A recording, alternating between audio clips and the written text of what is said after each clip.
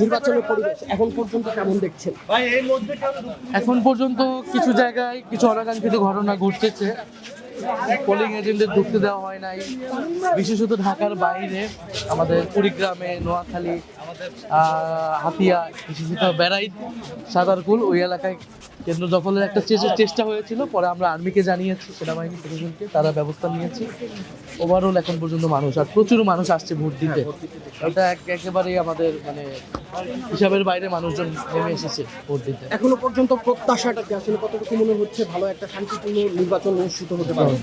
আমাদের তো নির্বাচনীতে আমরা কিছু জিনিস ধরে নেই যে কিছু ঘটনা তো ঘটবে, কিছু ছোটোখাটো ঘটনা ঘটবে, এটাকে মেনে নিয়েই নির্বাচনটা সুষ্ঠুভাবে মানুষ ভোট দিতে আসবে, এটা আমরা ধরি।